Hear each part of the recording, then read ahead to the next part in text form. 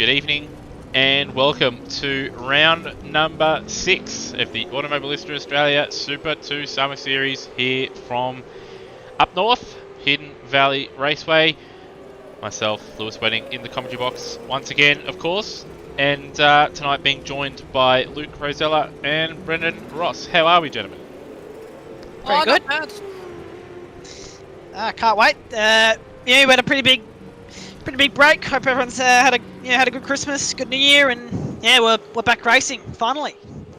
It has been quite a long time, and well, the drivers are very, very eager. Because, gentlemen, last time I checked, 26 cars in the server around 2 fairly short circuits, so it's going to be quite busy. Obviously, qualifying is private, thank thank God.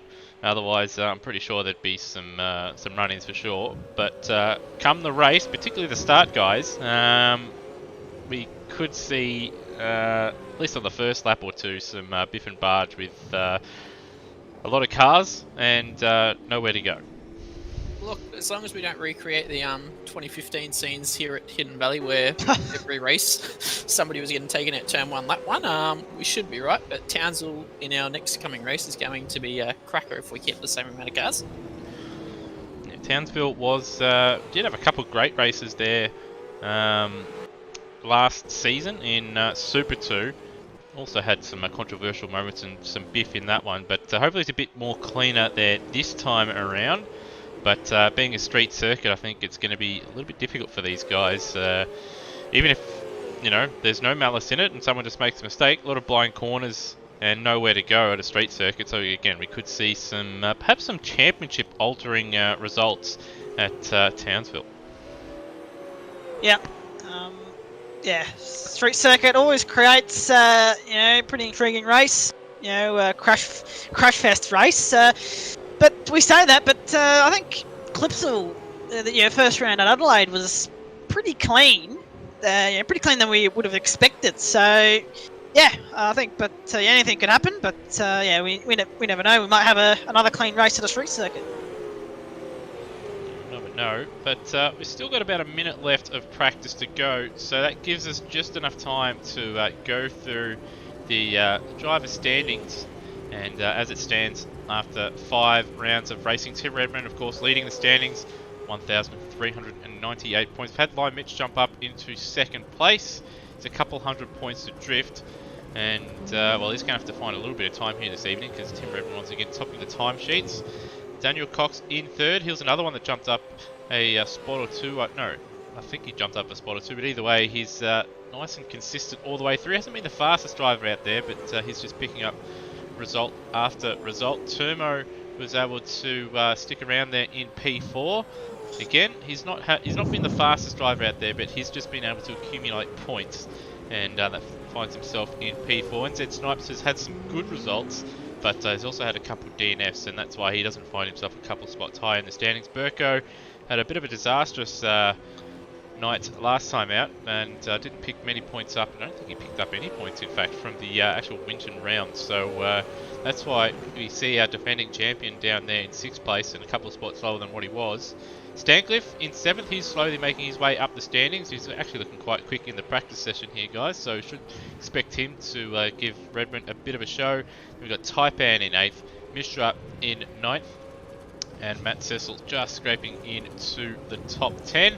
Over the page, we've got Darren Kemp in 11th, Peter Thrower in 12th. Started the season well, but he's had a little bit of bad luck these last couple of rounds and finds himself in 12th. Hans, this is the first night of racing he's able to do, as before Christmas he had working for Oz Post and didn't finish until pretty much when qualifying had started, and he couldn't quite get home in time. So this is his first round back where he's able to do all the races. Unfortunately, he hasn't done any practice, so probably be a bit rusty tonight, guys. But hopefully he's able to get into racing shape come race 2 this evening. Steve Warwick in 14th, followed by Brapp in 15th, Justin Cecil in 16th, and then Rhodey, Freakish, Lachlan Lock, and Cheese in 20th place. With the team standings, Matt White, Motorsport. So that is Darren Kemp and Lime Mitch now leading the team standings. Have jumped ahead of Pro Drive Racing Australia. Triple Eight remaining in third place, followed by Walkinshaw in fourth. But pardon me, they're not far behind Triple Eight. And if both Pierre Roy and Tim Redmond can just finish their races, it should see them move their way further forward in the standings. Gary Rogers Motorsport in 5th, Nissan Motorsport in 6th place. And then we have Lucas Dumbrell Motorsport in 7th, Brad Jones Racing in 8th, DJR Team Penske down in 9th place. Just a shame they weren't there in real life. And Erebus, they're showing their form that they're probably going to show this year with 2 rookie drivers down in 10th place. So they might be 10th in the video game here. Expect them to probably be 10th in the standings in real life in 2021. All right, and You're on form. You're on form tonight, Loz. that's good to know. I just wish my driving could be a little bit more on form of late. But here is the circuit for tonight. Hidden Valley Raceway, fellas. 2.87 kilometres. I can't actually read it because the writing's so small on OBS here. But 14 turns, top speed of about 270 with about 45% full throttle around this circuit. What would be your keys to the racetrack, Rossi and Mr. Rosella? Oh, look, it's both ends of the front straight. You've got the exit coming onto the front straight, so you always want to get the best run you can coming out of that last corner to maximise your top speed coming into that first corner, which seems to go on forever and ever and ever. But yeah, that's pretty much the most benefit you can get if you get those twos right, because they'll set up your laps and your races for tonight. Yeah. You also want a good front end car. Good front end handling car. Especially last sector. You want to get that nose turned in to maximise the apexes, and also you've got like a sort of 90-degree sort of corner. I think it's turn 3 or turn 4 if you count those kinks after T1. But you got that corner. You've also got the hairpin there. So a good front end handling car will certainly make you competitive around this circuit. Yeah, just seeing in the chat, Greg saying this track looks like a bloke with a broken wrist giving you the thumbs up. And, well, the track map, but it's hard to disagree. That's what it looks like now that it's been pointed out. So there you go. Some track insight there from Greg. And just having a look at the moment on live races just to see what is going on, who's out on the circuit. So just bear with us here for a moment, as it is private qualifying, so you won't see all cars out on the circuit. So we're just going to scroll through here, and it looks like number 12, that is Mishra, looks like he's going to be the first man out onto the circuit. And indeed he is. Also, actually, hold on, checkered flag out there. Yeah, something's going on here. Bit drama. Yeah, bit of drama here. So do bear with us here. So it looks like there's maybe a setting that has been wrong, and it's had to have been sorted out here. So just yeah, we're just gonna have to make up some time here. We won't go to the pleb hub just yet. We'll save that for the warm up. And Greg's saying an issue with R Factor 2, surely not. Well, Greg, this is actually Automobilista, so this is a game that has more issues than R Factor 2. So there you go.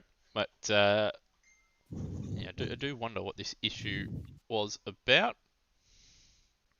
I saw Dane Liccardo in the actual game chat say I can't do quali. I can't do quali. So there might be an issue with his car. So yeah, I don't know for sure, but it could be related to that. For the reason why we are restarting the server. Okay, so it has been redone here. It's gone back to practice, and Greg says, yeah, well, on Twitch it says R Factor 2 because I haven't updated it because I am the I am the Twitch master, and I probably have to update it actually on YouTube as well because I'm pretty sure that's going to say that I'm on iRacing. Just go easy on him, he's new to this. It's my first day. Alright, so still in the practice session at the moment, so I do wonder how long it's Just going to take to messaged sort this Nether out. and he said that a couple of guys dropped out and then they got that toe issue, so that's why we're restarting. There you go. It's a rare glitch, but sometimes every now and again in Automobilist you'll tick over to qualifying session or something like that, and it'll give you the vehicle tow, and it'll give you a countdown time, and you can't actually go out onto the circuit until that timer runs out, to try and add some realism. So sometimes even when it's off on the server, it turns on, and it also gives you an unrealistic time, like 6 hours or so for you to wait. So a bit of a shame. It's IMS. It can most times it can be quite a good simulator, but just sometimes it can be a bit of a pain in the backside. When doing multiplayer servers and whatnot. So we just gotta. Yeah, certainly go at the ahead. moment. Certainly at the moment, she's being a little bit of a pain in the old backside. But looks like it has ticked over to the qualifying session. I'm actually trying to update the YouTube page so it actually has the correct game. It says Pro Evolution Soccer for whatever reason. I don't know why. I've not played Pro Evolution Soccer or even have it on my PC at the moment. So superior to FIFA. YouTube just doing YouTube things, I guess. But,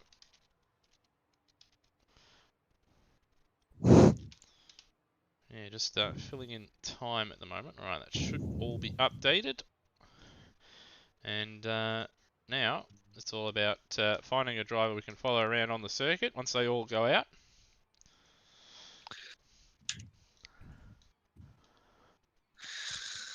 And well, Greg is surprised CNN hasn't cut away from this broadcast, so he didn't have to listen to lies. Well, that's a bit harsh, considering how bad CNN are at reporting any kind of truth. But here we are, and we're waiting. Number 5 is gone out onto the circuit on live races, which you can follow along. And looks like Mishra is just waiting on the pit exit here.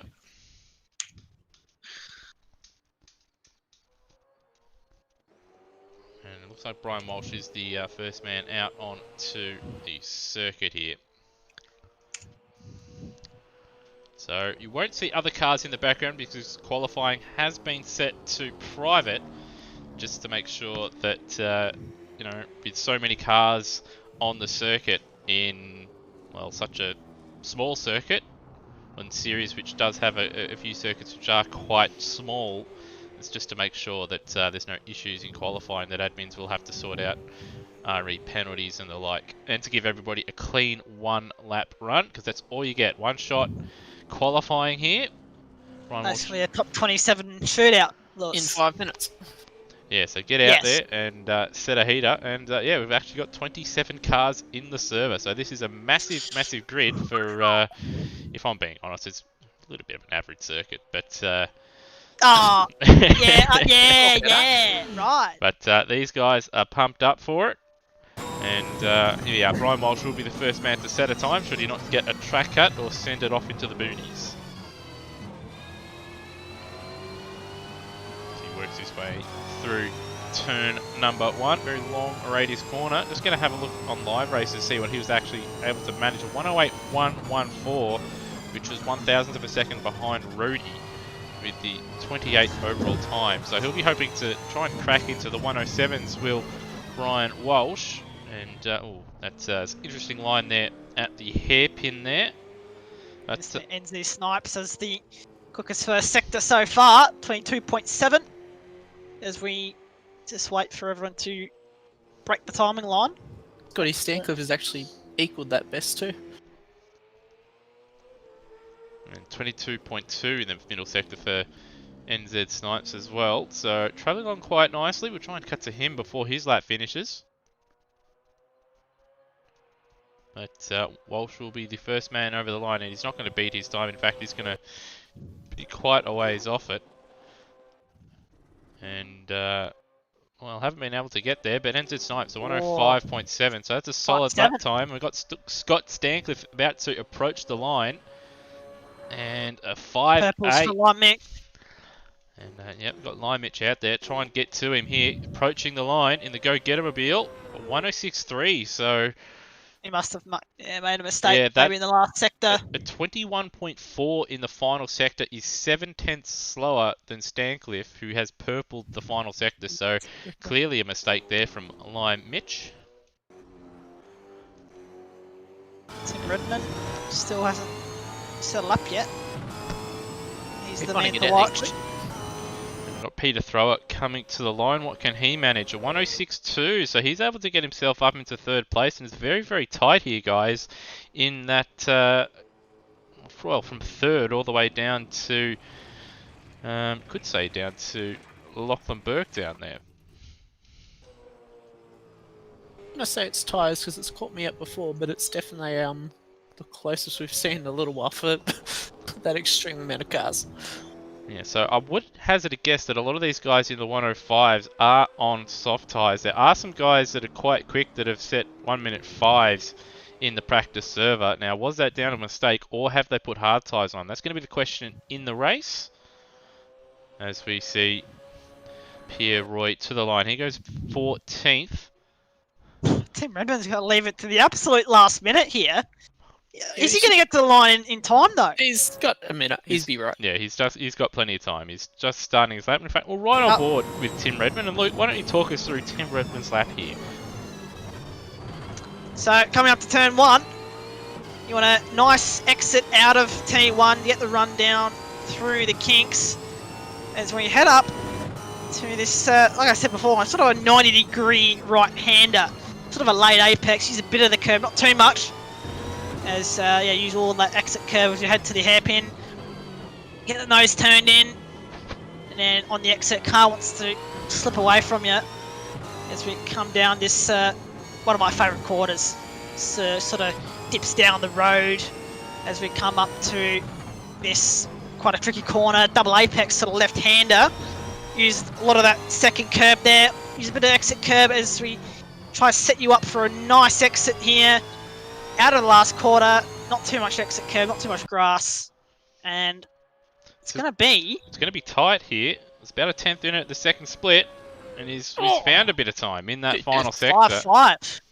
And just going to have a look at the time set. He's only a 10th away from his personal best, but the question is, what tyres is he on? Because if he's on the soft tyre, he's going to have to pit. There is no compulsory pit stops here. And I reckon this is a circuit where you might be able to get away with no stopping. You'll have to do a little bit of fuel saving, and you'll have to run the hard tyre, but it is possible around here. So that's going to be something to look out for. Looks like everybody has done their qualifying session, and everyone outside of Braxton Stancliffe, Darren Kemp, and Nathan Higginson have set a time. Now, Darren Kemp and Higginson did have penalties. Braxton Stancliffe, the son of Scott Stancliffe, is here for his first race at Automobilista Australia and in the Super 2 series, so welcome along. He wasn't able to set a time here in qualifying, but he's actually faster than his old man by about a 10th of a second in the practice session. So a little bit of bragging rights already, but he's got a bit of work to do after not setting a time in qualifying. Well, he has got a championship-winning Supercars E-Series rig in his bedroom, so that might be giving him a little bit of advantage over his father. Yep. Ex Shane Van Gisbergen set up for young Braxton Stancliffe. So, yeah, I think the best sort of rig you can have in terms of previous use. So good on Braxton. But he's going to have a bit of work to do to get a decent result here. Yeah, it's going to be. He'll make headway, I'd imagine, fairly quickly, but once he gets towards the back end of the top 10, 10th, 11th, 12th place, it's going to be more and more difficult for him as the field there does start to get a little bit quicker. It will be interesting to see how he goes with a lot of cars in front of him, but just to sort of quickly recap, the top 10 are separated by 1.1 seconds, which isn't too much in this kind of series. And then from Matt Cecil in 11th all the way down to Pierre Roy, who is sitting in, I think that's 15th. 16th as 7 tenths, and then there's a second to Justin Cecil there. I would expect as well Ujit Mishra to find a little bit of extra time. I don't think he's done too much practice here. But he'll be in that sort of midfield pack as well. So very, very tight in the midfield. And it will be decided, I imagine, on strategy. So here we are. Much anticipated pleb hub for this Hidden Valley round. And as you see, Crompo is excited. He's got a bit of a comeback behind him. But the preferred tyre, it's up in the air, as is the critical lap, because you can fuel save around this circuit. You'll have to do a little bit. It will cost you a little bit of time, but a pit stop around here, guys, does cost a lot of time. Yeah. Well, I don't know. What's the pit transit around here? I think it would be in what 30 seconds. Yeah, around about 30 seconds. So yeah, pretty costly. But we'll see what different drivers are going to come up with. Yeah. So, well, the transit itself wouldn't be too much, but to put fuel in and transit, you're probably looking at least 30 to 40 seconds, and 30 to 40 seconds, that's almost half a lap around this circuit. So they're going to have to make up a bit of time. And of course, those guys that do that strategy, that do the pit strategy, will put the soft tyres on. And of course, they do go off after a certain amount of laps once they get worn, and you do sort of find yourself losing lap time. So that's why I'm leaning towards a no-stop hard tyre strategy, as we've seen a number of drivers pull off, famously at Phillip Island there. But that said, it's line ball. I reckon it's going to be close between those two, but I'll probably lean more towards the hard tyre. What about you, fellas? My little practice that I did just before, I just did it on softs, and around the lap 4-5ish mark, they do start to degradate. So being a 14-lap race, you're definitely going to have to pit. So didn't try the hard tyre, but I would imagine you'd get easily to lap 12 before you have to start saving massively. Yep. I did no practice because, according to Lewis, I'm a snob in sim racing. But I would just go with the soft strategy. In my opinion, that would be the strategy I would take. So there you go. Insight from some of sim racing royalty, and not so much royalty in Luke Rosella. But yeah, it's going to be a very, very interesting first race here. And still 3 minutes here to go in the warm-up session. Now, we do have a little bit of a schedule. He hasn't been properly updated. The flight from Winton, of course, and to Winton was cancelled. We are boarding here from Hidden Valley, where we will then head to Townsville later this evening. And I haven't got a graphic for that one. But yeah, Pleb Airlines just running a little bit behind. Just some admin error on their behalf. But that's I believe they have just one person running their whole administration section. Yeah, there's one admin, and there's about 27 pilots, and there's only one plane, which yeah, so we're just struggling a little bit at the moment is Pleb Airlines. So they're in the process of having to actually bring out of retirement some mothball TU 144s. So we'll see how the passengers will deal with the very, very loud noises on that plane, and well, hopefully they survive the probably inevitable, crash or two that happens outside of the, the T-bones on the runway. But at least very beautiful aircraft, though, Lewis. A nice looking airplane. Not so much at a Paris Air Show in 1973. Yeah. I don't know what you're talking about, but it doesn't sound pretty. Well, we'll just put it this way, Rossi. If you're, I guess, having a look around, you're in a town nearby, you could have picked yourself up a wing or a canard or something like that off the plane if you wanted to.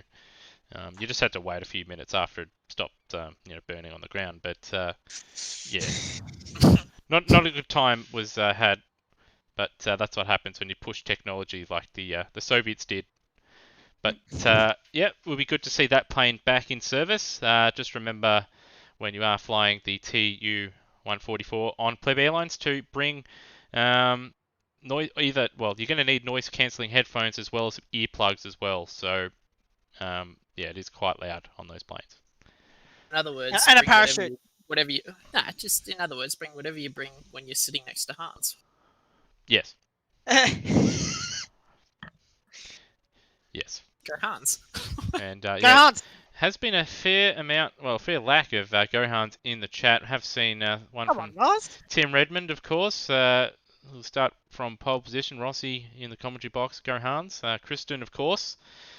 Very used to seeing Kristen spam with Gohans in the chat. Hopefully we do see a few more, but it has been quiet for quite a little bit. So it looks like a number of the drivers that do follow along in the chat here. It looks like they've must be a very serious talking to here from Nether, because normally they're here chatting, and well, there's nothing. So looks like they've been a bit naughty in the qualifying session. Don't know how you could be naughty in the qualifying session because it's a private, so no blocking. But maybe because it is it's a Discord channel with all the drivers in it, so maybe a few drivers have maybe raged. Some have mucked their laptops and they've screamed out a few expletives, but and it's quite distracting. As a driver in Discord, if you got someone screaming their lungs off while you're trying to set a heater. So yeah, that might be the talking point in the Discord right now. Yeah, it's certainly distracting. It's also distracting when you're coming up to a lap car at a fast chicane, but there's only one line. Like Yeah, a dog yeah. leg? Yeah, dogleg. Yeah. I think we've all No, been no, that there at wasn't- least once or twice. It's not Wasn't fun. that that's for sure. wasn't that Klaus Ludwig? Yeah, I believe it was in the old ATCC series a few months back. Poor Klaus, he Yeah. comes out of racing retirement to do his first sim race, and he's about to set a heater in the Poor Sierra at Oran Park, and yeah, gets balked and picks himself up a drive-through penalty to boot. So bit of a shame there. He just should have got on the Bundies. He would have been right then. Yeah, I think big dip on the Bundies. I think he definitely had a big dip on the Bundies afterwards. That's for sure. After that, He'd be drinking Heineken. I don't think he'd be drinking Bundy's, mate. No. He was doing as the locals do in Oran Park there, and he was definitely on the Bundies, and because he wanted to forget all about that incident. So perfect way to do that is to down a heap of Bundies, get yourself into well, you don't really remember anything, but after you've blacked out, of course, you'll be fighting your way all the way into lockup. Yeah, funny we talk about Bundy's, Lewis. Didn't you have a run-in with a Bundy liveried car in an iRacing supercar race, mate? I cannot confirm nor deny those allegations, but there's a high probability that may have happened. Right. Well, just another day in iRacing, I guess, Lewis. Yeah, just another day, and it just proves once again that it is just a glorified public server lobby is the old iRacing. Oh yeah, right, okay. But I've got the warm-up here, second warm-up. Drivers have had their briefing. A number of drivers have had their change the graphic settings because there's so many damn cars in the server. And got a little battle going on here already out of the pitch with Ly Mitch, Hans and Matt Cecil. All very closely together and all having big dips. And Hans running wide there, and you've got Ly Mitch and Cecil side by side down the straight. Bit of a side, well, it's all happening here. They're practicing their pit entry. And I reckon, guys, someone is definitely going to hit that tyre bundle on the right-hand side or the left-hand side going into the pits tonight here at Hidden Valley. Personally, I haven't done it, but it could happen. It could. When you think about it, it's quite a tricky little pit entry because it's it's straight. It's pretty close to the exit of the last quarter, and it's it's straight off the racing line. So it's pretty tricky. But yeah, personally, I'm not mucked up there myself. But yeah, we'll see what happens. Yeah. Touch wood, mate. Touch wood. Yep. There you go. Yeah, you don't want it's not ideal when you've got someone closely following you when you do go to enter into this pit lane, because you have to slow down before you get to the opening in the fence there. It's right on board. Well, we're going right on rule right on board Mishra as he goes off the road, but you will just see it on the right-hand side here. Sort of really got to slow down right before, right there. As Cecil and that's Lockie Burke there going side by side down the pit straight there. But yeah, this is an awkward entry. These guys are going to want to carry a lot of speed coming in because I won't want to lose time. But the walls are very, very close there with a little chicane with walls either side. But, what is good to see, we've got Cheese topping the warm-up session at the moment, having a big dip for Nissan Motorsport. And got the Team 18 car that's just gone around. I wonder if he's just been helped there. Auckland Burke. Yeah, Matt Cecil for company. Let's have a look. Or if he's just dropped it on his own. Or Cecil's, yeah, Cecil's lost the back of his car and then ended up into the back of Burke's. And a bit of adventure time there. But here we are. We've ticked over to the race session. Hopefully no one's dropped out because we have a heap of cars here. It wouldn't surprise me if one or two did. But at the moment, it looks like all 27 cars are here, gentlemen. And this is going to be very interesting. It's going to be exciting. Can't wait. Yeah, just good to finally have some racing after a long break in AMSOZ.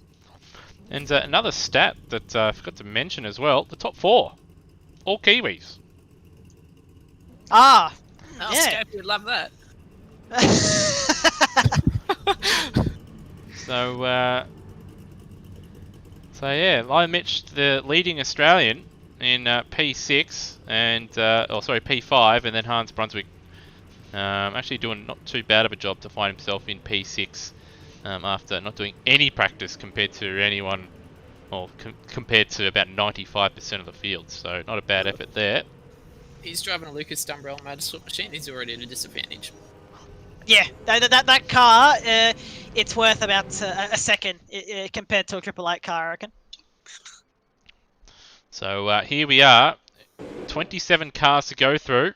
Which one of you gentlemen wants to lead us through the grid Rossi. for race number 1? Oh, I've been putting my hand up. Righto. Race number 1 tonight, we've got Tim Redmond, our championship leader, in pole position. AMSOZ Snipes, our second place getter on the front row. Scott Stancliffe in third position with Peter Thrower closely beside him, looking out the road for Triple Eight on the second row. Like we said, Lion Mitch the first of the Australians in fifth, alongside Hans. Dane Liccardo in seventh, with Termo the leading DJR Team Penske car. Steve Lorick in ninth, Daniel Cox in 10th, Matt Cecil in 11th, and do you want to say the missed position, Lewis, in number 12? Cheese! Freakish 13th, Taipan 14th, we got Lockie Burke in 15th with our international driver Pierre in 16th, Justin Cecil 17th, Uj Misha, our other international driver, in 18th, Rap in 19th, Steve Burko, our defending champion, in 20th, Brody 21st, Lachlan Lockie 22nd, and then we got the usuals, Brian Walsh and Glenn Miles beside each other. Our rookie Braxton Stancliffe in 25th, I had to think of his name then. Darren Kemp 26th, and Higo in 27th, hoping to beat his missus when she finally comes along. And looks like Pierre Roy has dropped out here. I'm not seeing that Boost Mobile James Courtney car on the grid, so unfortunately it looks like he has dropped out at some point. So just bear with me for a second. And yeah, it looks like guessing a game crash as it's ticked over. So fortunate for Pierre, he's obviously Canadian and has to get up or stay up very, very late or get up very, very early to race in these races. So he's very, very committed, and it's a shame that he's not going to be able to make race 1 here. Hopefully he can make the rest. Here we go. Let's see further back that there's an empty spot there, but a massive, massive grid here and a long, long run for turn 1. What could that spell? Other than disaster, really. But hopefully the drivers are able to get through cleanly. I reckon there's a driver out of position here on the grid because we're waiting the full 60 seconds. And who will it be that warps into position? And it's Glenn Miles this time. The lights are on.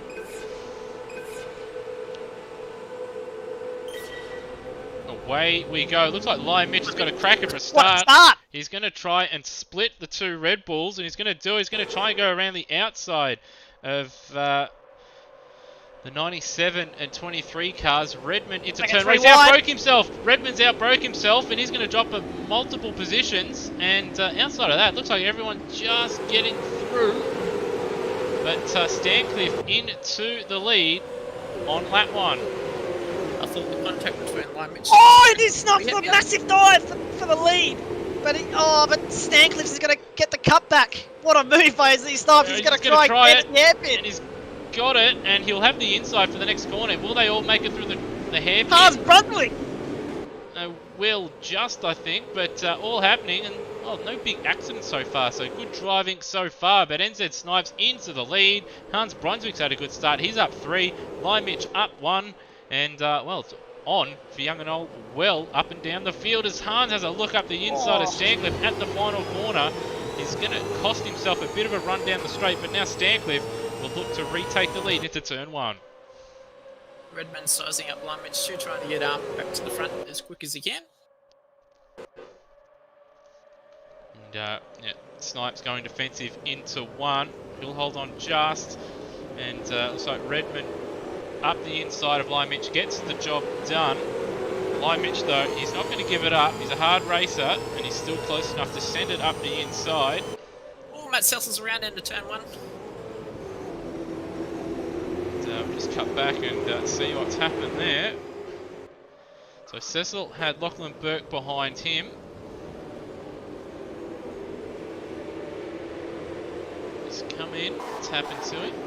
Oh, he's just looped it on his own on the exit. So disaster for Cecil. We've missed out on Stancliffe getting his way into the lead. Cut to a replay and forced a little bit of a mistake there from Snipes. Oh. So Snipes has got himself back into the lead as we look at the replay, but Snipes has a big train behind him, and it is very close at the front at the moment. This is a good old thing. Yeah, Slipstream City now on the pit straight. Look at that, all snaking together here.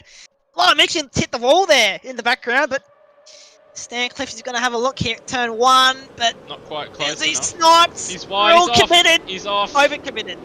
And that's what Stancliffe needed. And a bit of light flashing there, I don't know why, but now Brunswick looking to try and set up a move on Stancliffe. He wouldn't have thought about an hour ago that he'd be in that position, but he's done well so far. And, the lap times haven't really been too indicative of what strategies could be outplayed, or could be playing out, because, there's just been massive battles everywhere. 108 for the leaders, but a 107.3 is actually the fastest lap of the race set by Turmo, and that's about a second and a half away from what we would be expecting. Well, he was at the back of that big snaky line grid, so he would have got a massive draft coming off that final corner. Brunswick here got a good run out of the final corner. What a run. And these guys have just pulled away from Snipes and Redmond here. And 106.5 and a 106.3 for Brunswick at the far. Stancliffe, I thought he wasn't going to make it there. Bit of deceiving TV camera there, but he holds on. Oh, big slide in the background there from Peter Throw out of turn 1. He was right out sideways. That's certainly not ideal for the tyres. 106s for these guys.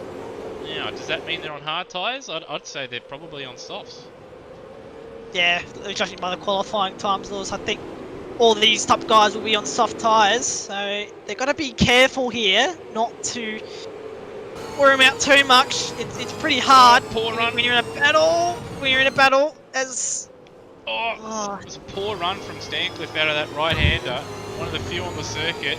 And now Hans coming under a bit of fire from Snipes in behind. That said, if you're in the midfield here and you're no-stopping this race on hard tyres, this start of the race has been perfect because the leaders haven't got away, and we've got one of the Brad Jones cars around. Freakish.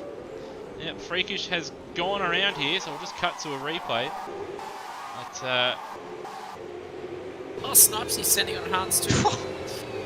just lost it there. He's still around. But, yeah, here we are. Hans down to 3rd place. Better watch himself because he's got championship leader right behind him. These guys are dropping. Lime Mitch. But just cut to a little bit of a replay to see what happened there. Yeah, big dive. And Hans seeing that coming. Also did a nice job actually holding on around the outside at turn 1. He's going to do it at the hairpin as well. So good drive from Hans here. Not making it easy for Redmond to get by. All this battling though is helping Stancliffe just edge away at the moment. And could help set up a podium run here for NZ Snipes as well. Yeah, NZ Snipes, he's looking very racy. I think he's the fastest guy in this top 4 at this point in the race. So yeah, he's looking very good though. But he's have to defend from Hans Brunswick, who's got an absolute brilliant run. And we've got the last corner. Dane Liccardo making a move down the pit straight on Lime Mitch. So Lime Mitch going backwards at the moment. May have used too much of his tyres here. Dane Liccardo easy as he does it. Bit overcommitted there. Lime Mitch is going to look for the inside, but Liccardo's got to get the better exit out of turn 1. Yeah, so next half a lap is important for Liccardo just to edge away and break out of the slipstream range for Lime Mitch. Lime Mitch pit crew actually getting ready here. A little bit further back, got Peter Throw, his pit crew getting ready, and Daniel Cox right behind him. Steve Warwick sending it up the inside at the hairpin, so a nice little battle back here. We've got spot fires everywhere at the moment. Warwick up the inside. What the hell? We've got a car off. That's Lachlan Burke. He's cut the circuit. Oh my god! And It's all happening. I'm just going to have a look at the replay here. He's elected to cut that, and if he doesn't go back to where he was before, which he actually looks like he's doing, so he's doing the smart thing there, going back to where he was. Now, who is in the pits? We've got, well, there it is. Oh, there's Lime Mitch. He's gone around. Lime Mitch's got a puncture. He's wrecked his tyres. Too aggressive on the setup. It's not even lasted half distance. He just had a puncture at the wrong moment, just coming into the pits. The car just spiraled out of control and in front of the traffic. Luckily, no one had a massive accident there, but that is drama. That is a miracle. There wasn't an aeroplane crash there. A Tenerife on the pit straight. Got Stancliffe in the lead. Looks like he's coming in. Snipes pit crew getting ready. Hans pit crew getting ready. He's looking to just edge ahead of Snipes here. But it is very, very close here, guys. Top 5 very close. And Thrower got himself a drive-through. I'm guessing he's just come in too hot. Oh, no. Disaster for 888 Race Engineering. Also got a number of guys out here as well that haven't got their pit crew getting ready. I don't know if they've not mapped a button or if they're just staying out. So that's going to be interesting to see, because if Lime Mitch's tyres went on the last lap, I figure you can't really go too much longer in this race. But you're not going to be able to stretch out another 2 laps.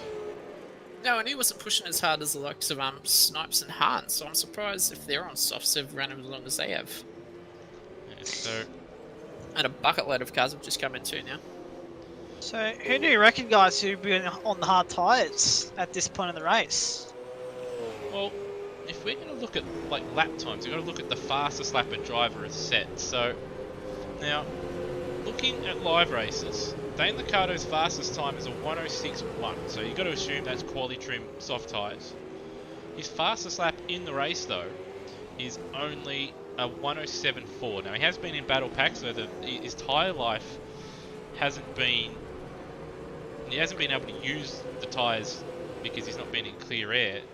But looking at his lap times, he could be on the hard tyre here. He may not have a button set. His pit crew aren't getting ready here. Redmond looking like he's going to pit on this lap. Daniel Cox got his lights ablaze. Same with Steve Warwick. So perhaps Liccardo? No, he's coming in. So it looks like everybody here is coming into the pits. Burko had a very slow qualifying session, which is uncharacteristic. He could be taking the chance here, guys. I think Burko is the one, because we would have seen him surely in the top 10. Matt Fels's got a puncture, guys. He's got a puncture. He's in the boonies, and yeah, that's pretty much day done for the Pro Drive Racing Australia driver here. He'd got himself back into into a fairly respectable position after going off early on. So disaster for Cecil, and he's struggling to get back to the pits here. And he's got Termo coming up, as well as Mishra and Taipan. At least he's able to get back to the pits though. Got Brian Walsh and Rhodey now entering the pits. Lachlan Locke and Kemp also in the pits at the moment. But Burko in the lead, 14 seconds over Brap. And again, his pit crew not getting ready. He's 24 seconds ahead of Stancliffe. Now, I was told beforehand Brap's just going to go hard tyre and go as long as he can regarding strategy. But Burko, no, his pit crew is getting ready. So, it's, well, no, staying out. He's staying out. So the next lap or two is going to be interesting. Has he been saving up full? In fact, we're right on board with Burko and see if he is lifting and coasting. He's normally pretty good at saving fuel. A little bit of a lift, but I don't think he's saving fuel here. He may have got the automated pit stop too by AMS, so that could be a thing. He might have not pressed that button. But just assuming he does pit, we're gonna. Oh, as Brap goes off at turn 1, runs the fastest lap of the race. 6-2, pretty good on race trim. Cecil's off in the boonies. It looks like he's had another off. Perhaps he hasn't replaced his tyre or he's used up all his tyres. I don't know, but he's off again. But assuming Brap and Burko do have to pit, Stancliffe is in the lead. He's got a little bit of a lead over Snipes, but Redmond got ahead of Hans, and he's got Snipes right ahead of him. Oh, Hans is around! He's done. That's his race. Well, gone. Yeah, he's going to do the right thing. Not interfere with the traffic, but it's not good for Hans. It's a disaster. He was looking very good despite his lack of practice in the top 5, but that's a good result down the drain. We're going to be happy with him. And we've got Burko in the pits. So Rob does a good race. Yeah, no stop strategy on his plan. So just complete lack of pace from Burko. Tim Redmond, guys. He should be going out to softs too, so he might be quick. Yeah, Tim Redmond's going to make a move here. Try around the outside of NZ Snipes for P2. But, it's a long way around the outside there. So Snipes holds on to P2 here, but he's got his work cut out for him to keep the charging Tim Redmond behind him as we have a bit of lap traffic here. That's not lap traffic. Brap is 4 positions, so he must have had a bit of an off because he was about 10 seconds ahead of these guys. I reckon his tyres just about to go here, and he's going to struggle to get back to the pit. So, that's going to be a little bit of a pick there for Redmond. Redmond will get by him here, but he's going to cost him a little bit of time. Cecil on the inside of the track there too, so he's not going from bad to worse. Yeah, I don't know. He must be putting on. He must not have tyres left, I'm assuming, because he came out of the pits and into turn 1 just had a very odd spin. So, a bit of a disaster for Cecil. But Stancliffe now back into the lead, 106.7. 106.7 for Snipes and 107.1 for Redmond. But he was balked a little bit there by Brap, who's going as long as he can. The way he's downshifting. I don't think he's going to make it to the end. Licato's lost it at turn 1. Oh. But out of all that, I don't think he actually lost any time. Wow. So, lucky. You can count his chickens in that one. We'll just have a look here on the replay. It's just, I reckon, gone down a gear too many, compression locked the rear end, and somehow hasn't lost all that much time. But he could be on for a podium if Redmond and Snipes run into any trouble, because he's not too far away. He's about 5-6 seconds away, and he's having. Well, he's missed a lot of races, but he did race at Adelaide, I believe. But this is one of the best rounds he's had at AMSOZ. Yep, had a good run at Oran Park as well. Showing some really good pace, young Dane. He's got a new wheel as well. Yeah, courtesy of a couple of people we know. Royalty within AMSOZ too, you might say. Could say that, but up into 4th place. He'll be helping those guys behind him do battle, but he's got Daniel Cox starting to close him down here. Coxie, 3rd place in the standings. Big break. Yep, and he's looking for his big break here. As Steve Warwick manages to get by Brap, who's just falling down the order. Termo now up into 7th place. There's Burko, who's just exited the pits right outside, makes an exit at turn 1 there. He's got Hans all over the back of him. And then there's Lion Mitch. We've got yellows out here. That's Brap that's gone around ahead of him. In the same place that Hans went off the road at.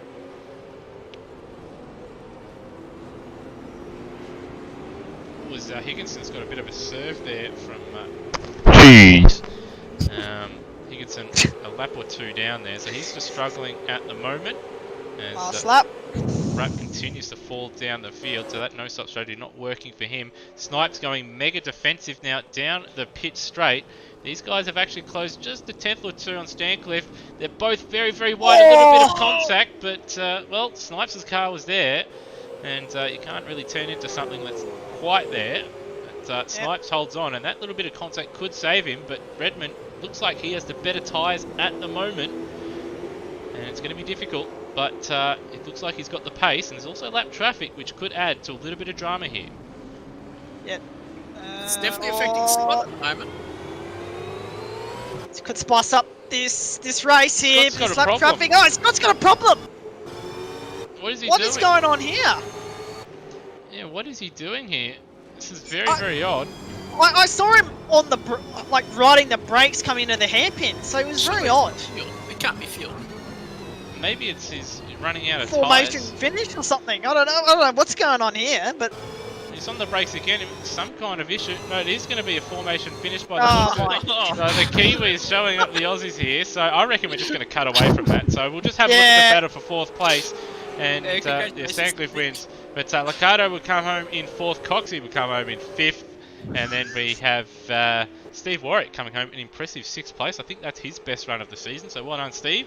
And then we have Termo in 7th place. Burko coming home in 8th. Hans in 9th. Followed by Lion Mitch. All those guys will be wanting a much better result in the end in race number 2. Taipan coming home in 11th. Cheese home in 12th place. Mishra in 13th. Justin Cecil in 14th. Brap in 15th. Lachlan Lock for Erebus Motorsport in 16th. Get used to that, Penrite Erebus fans. And then we have Peter Thrower in 17th. Bit of a disaster early on from him because he does have a bit of pace around here, but throwing it off the road doesn't help. Darren Kemp home in 18th. Lockie Burke in 19th. And then we have Braxton Stancliffe on debut coming home in 20th. Rhodey, run to the line from him. He's actually been overtaken by Freakish. I reckon he's running out of fuel here. Freakish in 21st, Walsh in 22nd. And yeah, I reckon Rhodey's run out of fuel there and cost himself 2 spots. He might have went to that hard, the no-stop strategy. He may have done so. Although I would have expected him to be higher in the mid-portion of that race. Glenn Miles come home in 24th. Higginson 25th. And Cecil home 2 laps down in 26th. We did see him have some dramas out there. So everyone finished the race. Yeah, everyone finished outside of, unfortunately, Roy, who had a game crash by the looks of it as soon as the session ticked over. Hopefully he's able to make it for race number 2 here. But yeah, Scott Stancliffe taking home the chocolates, followed by NZ Snipes and Tim Redmond. And didn't quite catch that formation finish, unfortunately. What a disaster. But Dane Liccardo there doing dough. Good run from him, and also a good run from, has to be said, Stancliffe doing what he had to do, get the good start, battled ahead of NZ Snipes, and then taking home a well-deserved victory.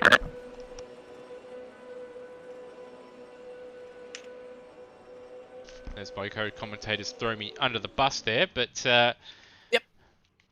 yeah, some good racing at the front, which is always good to see. Also some really intriguing battles in the midfield, and also some disasters out there for a number of the runners. So Hans Brunswick could have been involved in that scrap at the end there, and I don't think he would have played the formation finish game there, guys, and could have thrown a spanner in the works. But that's what happens when you throw it off the road and you let those guys sort of dictate the finish of the race like that. But still, he did a nice job to recover to 9th in the end. And Lion Mitch is another one that'll be a bit disappointed after his good start early on there. Well, look, Yeah. speaking of Hans and Limich, so we'll have the benefit of the reverse top 10 for this coming race. So they may be able to one up the Kiwis in this race too. Yeah. Yeah, it's good recovery, but from like Mitch and Hans Brunswick to finish inside the top 10. But yeah, you could tell, like Mitch in that early part of the race, he was falling back, he was getting overtaken, and yeah, it was just bad luck for him to just. He nearly could have made it to the pit stop, but yeah, had a puncture just from just outside the pin entry there. So yeah, well, bad luck for him. But as you said, Rossi, reverse top 10. So yeah, anything could happen. Also saw in the Discord there, it looks like Matt Cecil couldn't find his pit box because it was hidden behind some other cars. It was blocked. He couldn't see it. So disaster for him. And hopefully in race number 2 he doesn't quite have that issue. May see him run an alternate strategy just to avoid that in race number 2 here. But that's what happened to him outside of the punctures, which saw him, of course, have multiple spins on the broadcast there.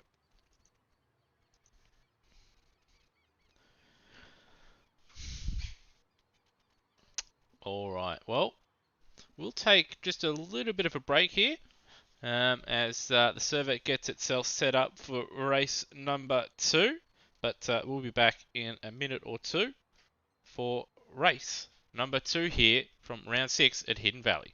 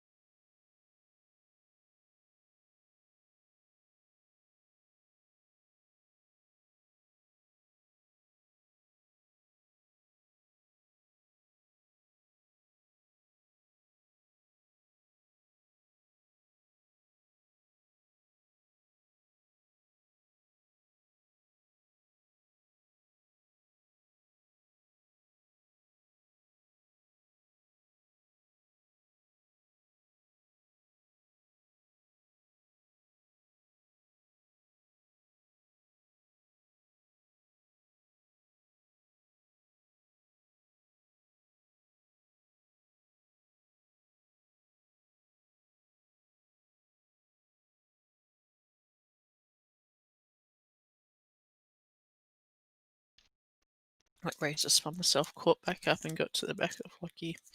Next minute, tyres just went to ice at 1. Somehow saved it, but just before the pits, the tyres let go. Missed my box and had to do an extra lap on flat tyres. Just reverse to your box, mate.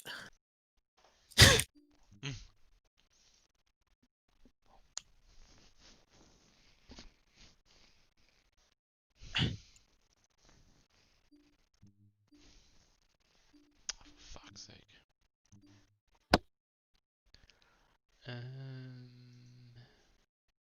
Is your game back up?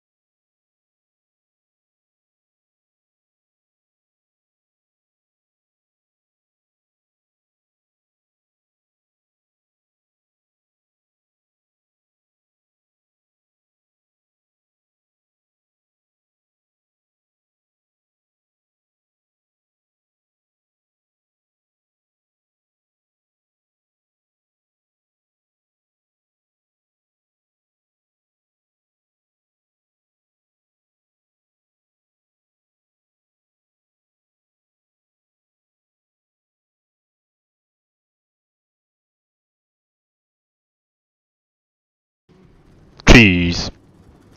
Alright, and welcome back to round 6 of the Automobilista Australia Super 2 Summer Series from Hidden Valley Raceway. So, after a little bit of a reset, a game crash, a little bit of a break, we're back out. Yeah, we're back out here for the warm-up session between races number 1 and 2 here. So 5 minutes to go until race 2 from Hidden Valley. Fellas, what was your takeaway, or biggest takeaways from race number 1? Biggest takeaway probably people doing the different soft tyre strategy. Some people seem to make the soft tyre last probably a little bit longer than others, whereas some people chewed them up in the first 2-3 laps and had to come in early and sort of lost out towards the back end of that race.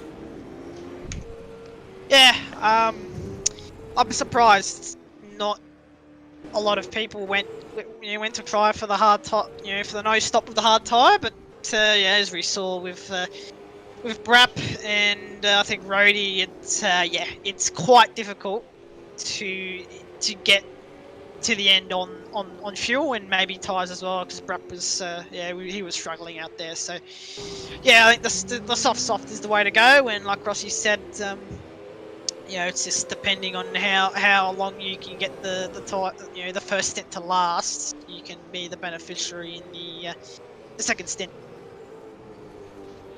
Yeah, so it will be interesting to see what changed it. Perhaps we may see some setup changes. I think Lime Mitch was one that he had his tyre fail towards the back end of lap number 6, so he couldn't even make it to the half distance mark. He was the first one to come in. Well, I think there was a couple other cars that come in at the same time, but he had a puncture before he even got to the pits at the back end of lap number 6. So if his tyres are failing that early, then perhaps he's gone too aggressive, particularly on the rear end of his setup, or maybe he was just overusing them early on. But either way, he's got to make some adjustments, whether that be between the steering wheel and seat, or whether that be with some roll bars, camber and spring rate, or with maybe some weight distribution as well. So he's got some adjusting to do. And Steve Burko, who had a very poor qualifying session, I do wonder if that was down to starting on the hard tyre. He did go longer than most people out there. And I think he was a little bit quicker towards the back end. So maybe he was on the hard tyre to start with, and that's why he qualified down the field.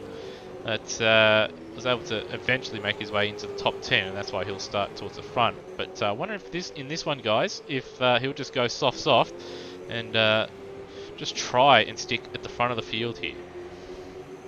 Well, where's he starting for this race?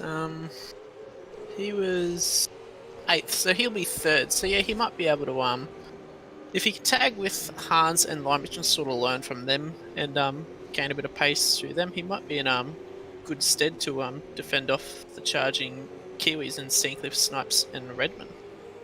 Yeah, but as we saw in race 1, you just can't get too involved in the battling, because I think Limich, I don't think it's set up. I think it's just he battled way too hard in that early phase of the race and killed his tyres. I think because besides NZ Snipes, I think he was one of the hardest battlers in that early phase. So yeah, if you can, you can still pass people, but you just can't get too involved in the dicing in the first few laps. And yeah, I think you'll be if you can not get involved in that. I think you can have a good early phase and be the beneficiary in the second stint.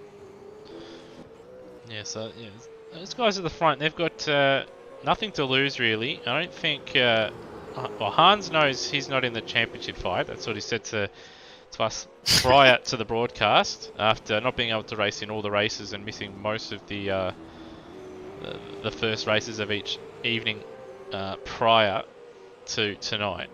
So he's just out there to have fun and go for wins. So do expect him to have a big dip here in race number 2, because he hasn't done too much running around Townsville, although supposedly, Luke, he's got a bit of a hyperdoc for Townsville, which, even with limited running, should see him be quite quick around there.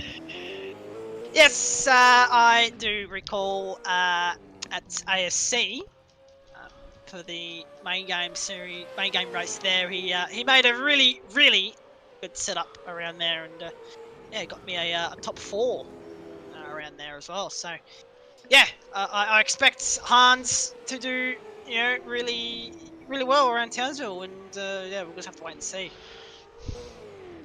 Yeah, so he'll be one to look out for in race number 2 here, and certainly in Townsville. Of course, Tim Redmond we do expect to probably once again put her on pole and lead away into turn 1, but you never know in sim racing or in real life motorsport. We've ticked over now to the race session.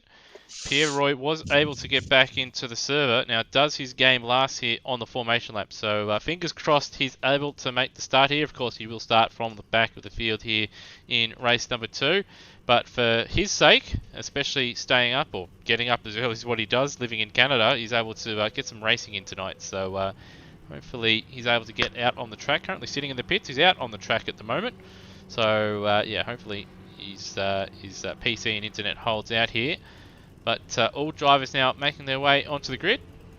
Well, Rossi, last time you did the run through for the grid. I think now, after being, I think you were unfairly thrown under the bus by Luke for the first time.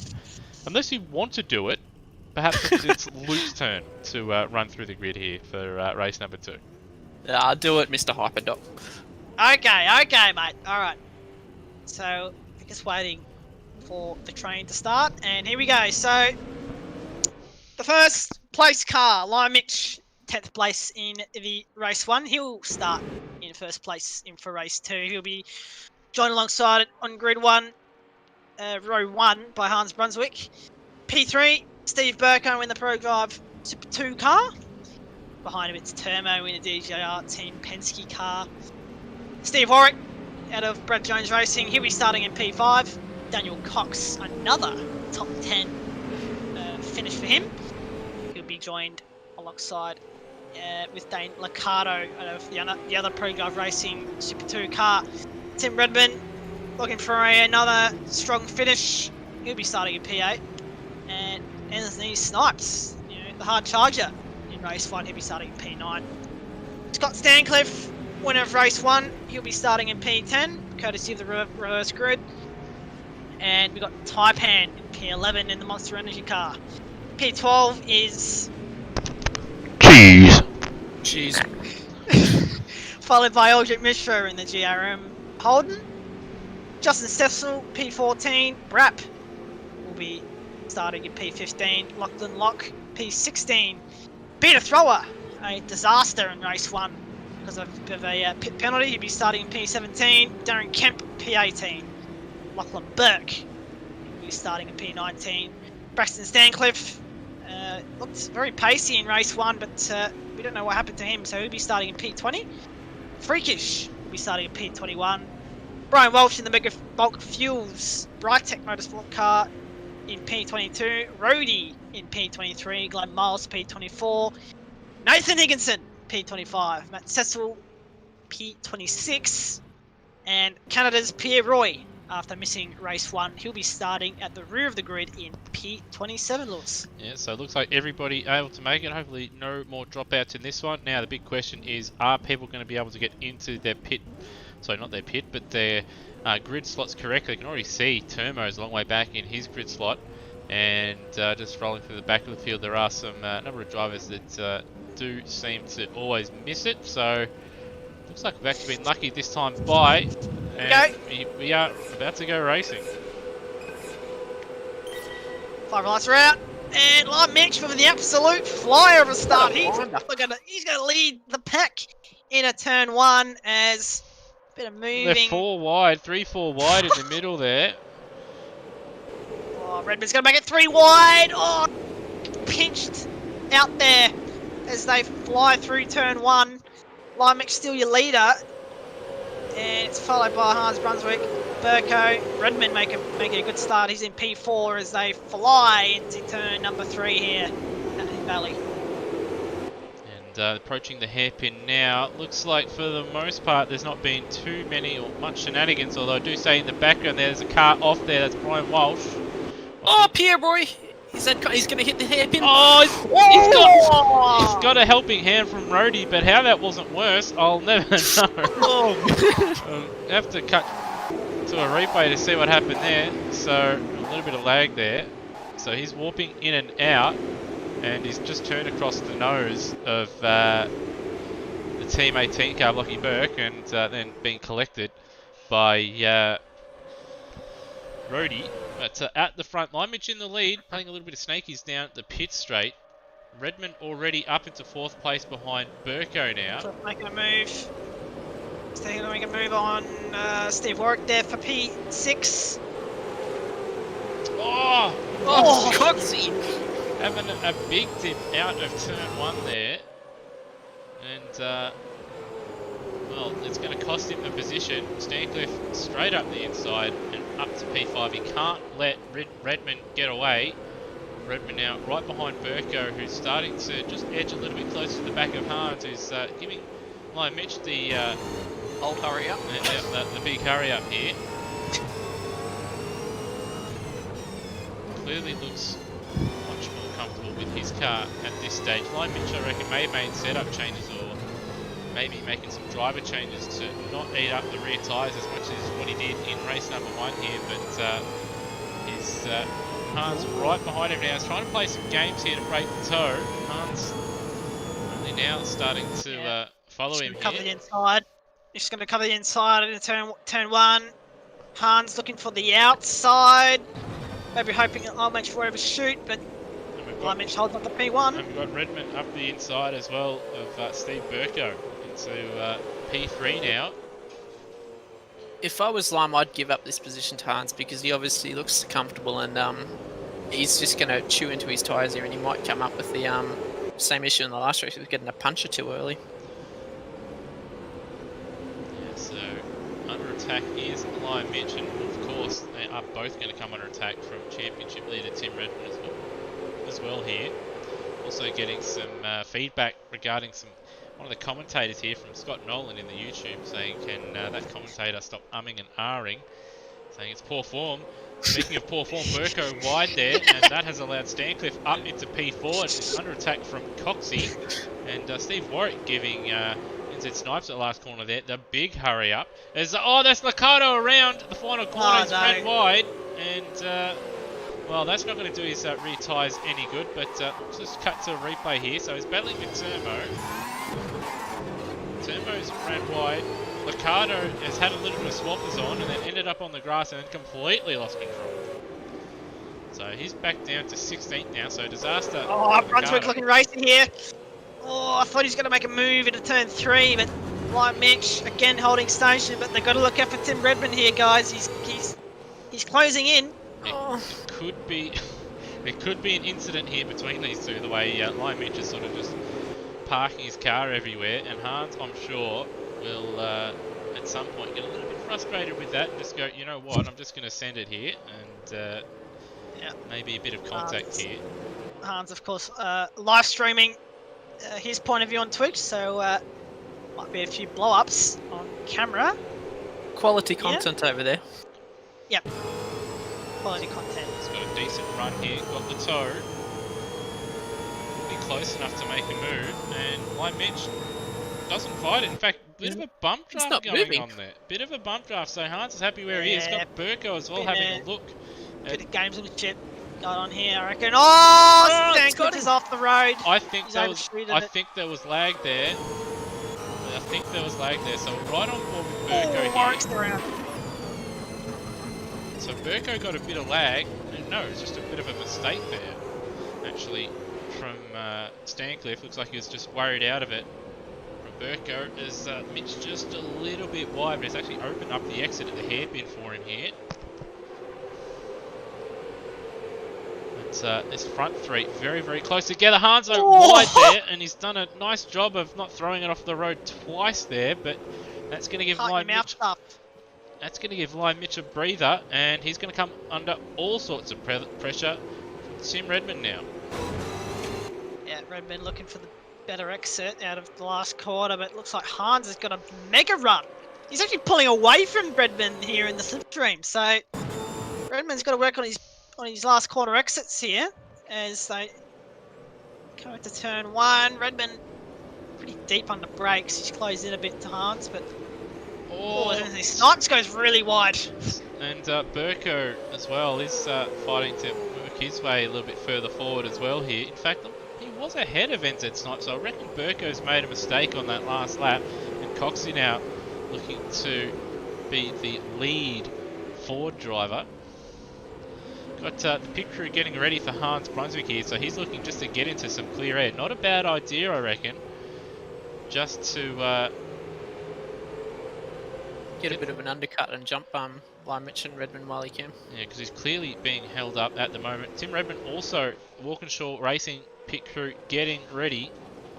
Now, does Lion Mitch follow in the pits? He didn't make it this time in the first race. Oh, Burko's off the road at the last corner. And we've got Redmond in the fence. And Hans in the pits. And Burko's out. Burko is out. He's race quit. What has happened here? It's right on board. He's lagged out. I reckon he must have something running in the background. That's the second time that's happened, because he was ahead of Coxie, and then, as we see here, he appears behind Coxie, and then he's on the grass there at the final corner. So I reckon he's having some PC issues, and that's unfortunately the end of that for him. And Redmond has jumped Hans in the pit stop sequence. Oh no! So Hans has either put too much fuel in the car, or Redmond hasn't put enough in. Yeah, we'll wait and see when this race comes to a close. If they're battling straight out of the pits. Straight out of the pits. And these guys, of course, battling Lion Mitch for the lead. The battling isn't going to help them at all here. I thought there's going to be a repeat of was it John Lazy, the '93 Portuguese Grand Prix, where he crashed straight out of the pits. Lion Mitch is in. Yeah, Lacey had some memorable moments, and that was certainly one of them. Yeah, Lion Mitch in, Snipes in, Stancliffe in, and we've got Justin Cecil and Steve Warwick side by side out of the final corner, but they sort themselves out. They're both in. They're coming in. Stancliffe and Taipan also in. Lachlan Burt going around, Mishra going around.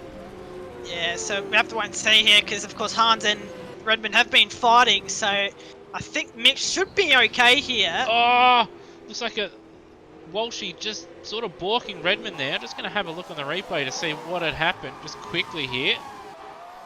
So yeah, just side by side they allowed Hans to catch up.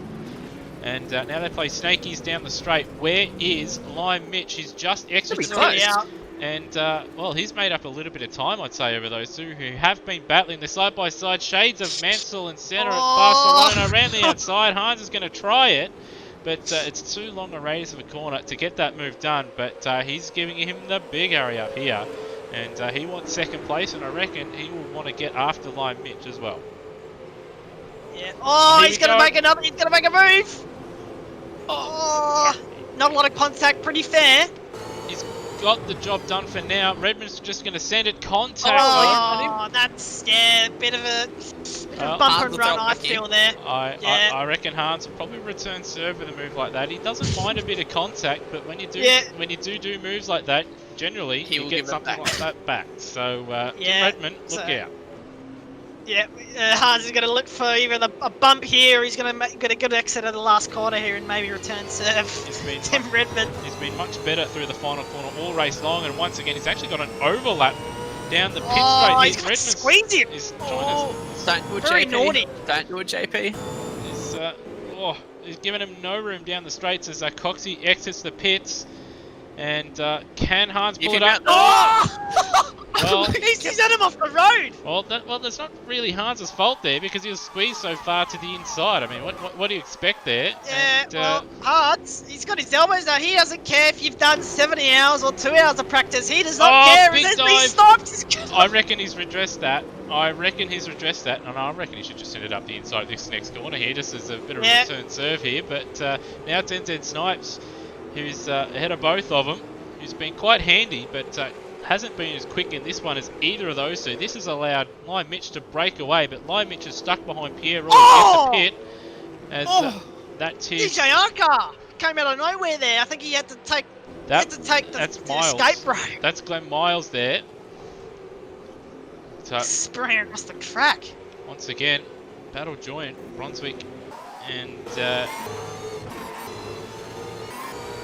Redmond. That will be a penalty. Having a look at that on the replay, that was one of the dumbest rejoins we've seen all year. I think Christmas 2021 has come early for Lime Mitch because he is streaking away from this pack. He's the beneficiary out of this because they are battling for sheep stations. And Mishra's picked himself up a penalty, and he's down in 15, so I'm going to guess he's just pitted and picked himself up a penalty. But you're right here.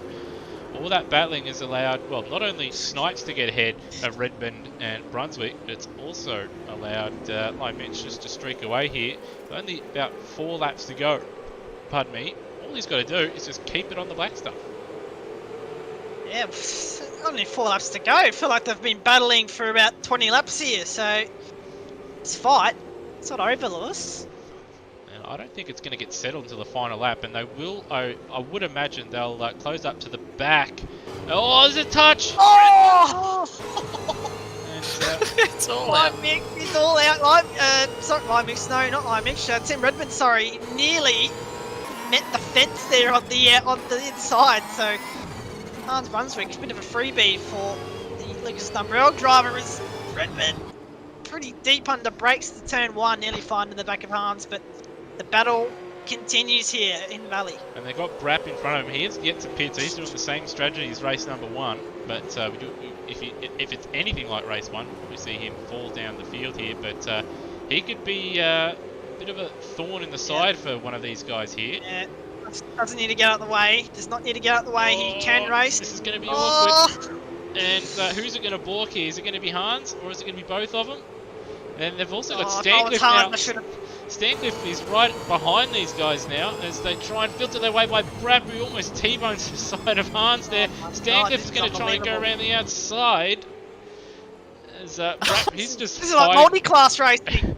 Brapp's just fighting for survival here and trying not to die or wipe someone else out. And How did they all survive that? thankfully they've all survived. A little bit further back, we've missed a great battle between Coxie and Termo here. It's just a great battle between Redmond and Hans that we just can't look away from. That's allowed Snipes to just pull a massive gap and big contact. And, Stancliffe once again showing that he's going to regress. He's going to redress it. But I think Bit of a dumb move there from Stancliffe. big sends from both the Kiwis there. Going up on Hans Brunswick for the looks of it. But anyway, battle continues. So Tim Redmond, he's gonna thank Stancliffe here because he's actually away from Hans, and he's gonna try catch on to NZ Snipes as he laps a back marker there, the Penrite car of Lachlan Locke. It's Liam Mitchell, he is edging away just a little bit though, not too much. As I think NZ Snipes is sort of holding station there in terms of gap, 106.7 compared to 106.6. Yeah, so those two guys out in front, very consistent at the moment. And now that Redmond's in clear air, 106.7 for him as well. So looks like those battles are going to be sorted. So now it's just between Stancliffe and Brunswick. And Turmo on that last lap made a mistake in the first sector, so he's dropped off the back of Daniel Cox. And of course we've got Brap sort of just behind them, but he's got no tyres left at all. So I do expect Steve Warwick to probably get by him by the end of this race. And Braxton Stancliffe, he's up 10 spots into 10th place, so he's had a good run at the moment as well.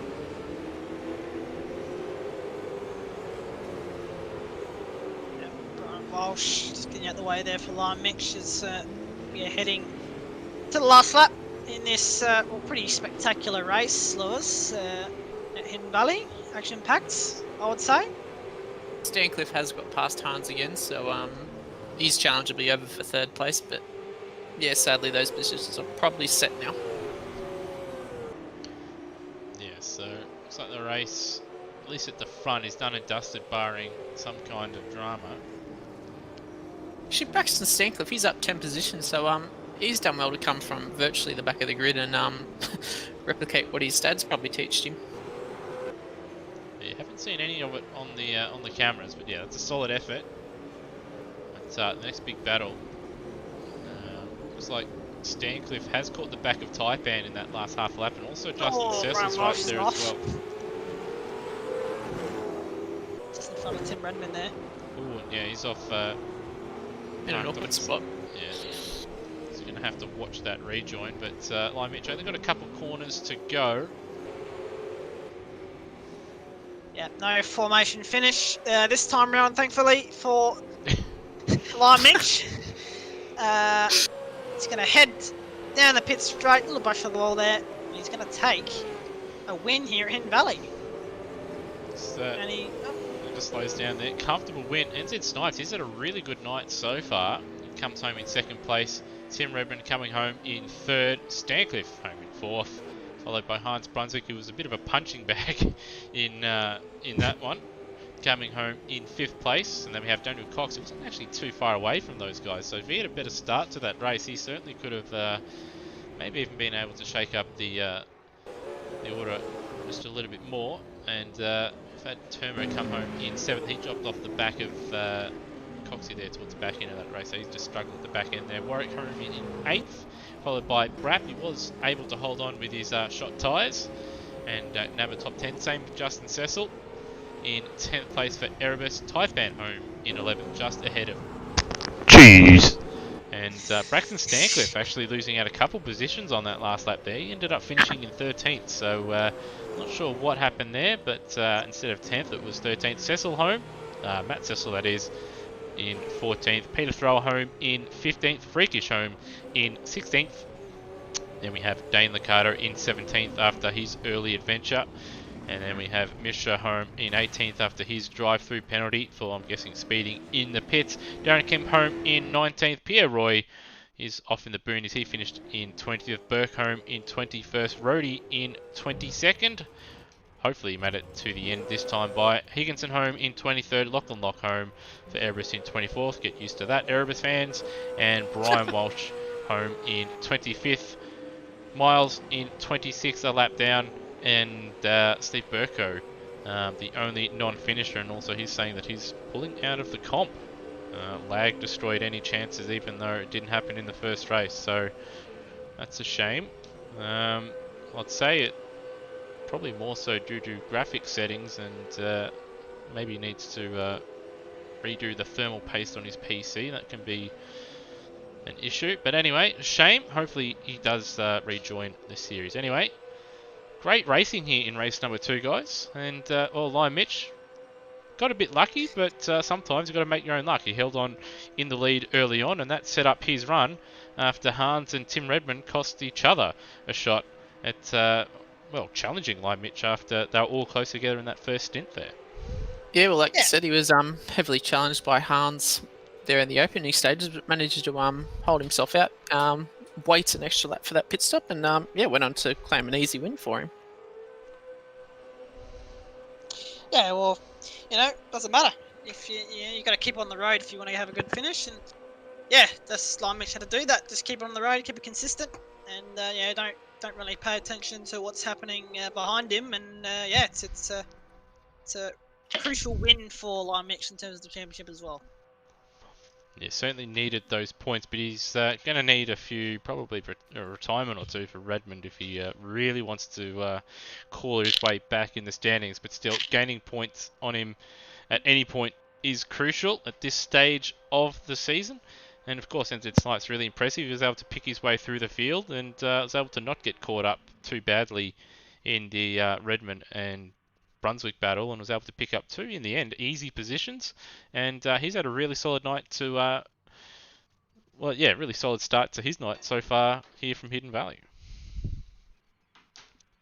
Yeah, one of the 2 Kiwis that claimed both podiums for tonight.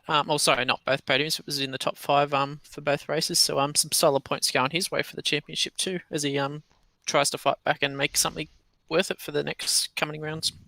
Certainly. Well, we do have our podium getters in here, so we'll reside to our expert commentator Luke Rosella to go through and interview our podium getters and race winners from Hidden Valley.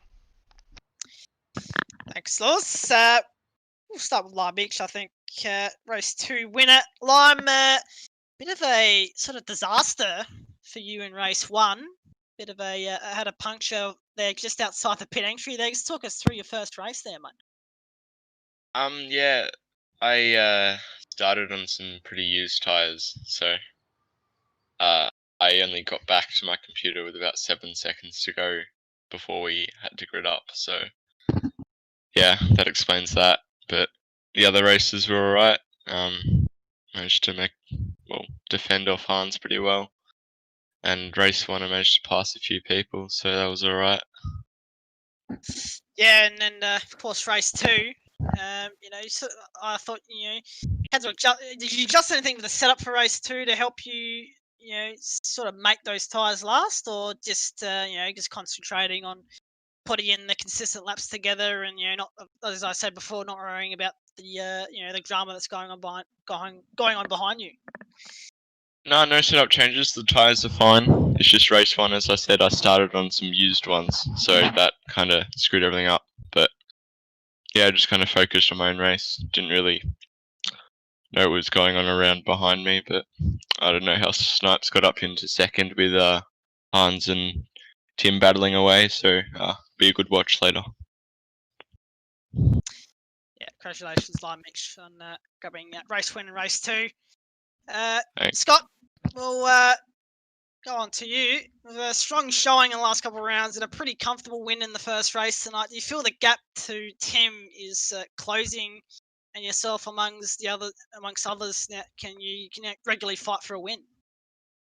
Yeah, I'm pretty stoked with getting a race win. I set up a new steering wheel, a new setup, and everything on only on Wednesday night, and I've been at a funeral today, so it's been a bit of a hard day. So to get a race win, a bit of luck went my way, obviously, with Snipes and Redmond making mistakes, but yeah, pretty pleased in that first race. It was probably one of the races that I've made very little mistakes, if any. I didn't have any brake lockups or anything like that.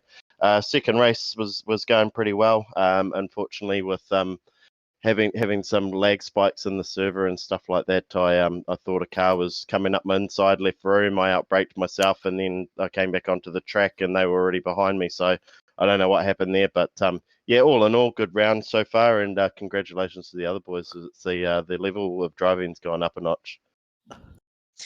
Yeah, certainly has, and we saw also at the end of the race 1 there a bit of a formation finish there. Explain to us That's a little little thing that happened at the end there. Yeah, it just yeah, it's sort of resorting back to what I said earlier about being at a funeral today. These Kiwi boys have been sort of keeping my mind off things and offering support and stuff with everything that I'm going through personally. So it just seemed fitting. Nah, good stuff, Scott, and yeah, good for you to get a race win in race one there. Congratulations. And, go on now to NZ Snipes. You know, I thought you were probably the most racy driver in both those races. Some you know, some brilliant moves, some you know, some big dips as always in those couple of races. Talk us through them. Man, I'm proud. Oh, sorry. I made a great move on Dane. I think it was lap 1 or something, and when we went 3 wide in the hairpin, I went around the outside, and I was cheering about that. I've just been putting in work for my consistency, and race pace is kind of following. Race 1 was a bit of a farce. Like, even though I came second, it was great. But man, I was making mistakes. But that was just battling the whole way through, and it was bloody enjoyable. I certainly centered in a couple of spots, but I've been trying to work on, I suppose, being a bit more aggressive in particular scenarios now. I think in my first season of Super 2, I was a little bit more hesitant to make moves and a little bit more half-hearted, whereas I'm trying to be a bit more authoritative. I'd say would be the word now. And yeah, fucking turned out. Oh, again, sorry. It's all right, mate. Well for You, me. you can swear. It's okay, mate. Yeah, fuck yeah. Get out.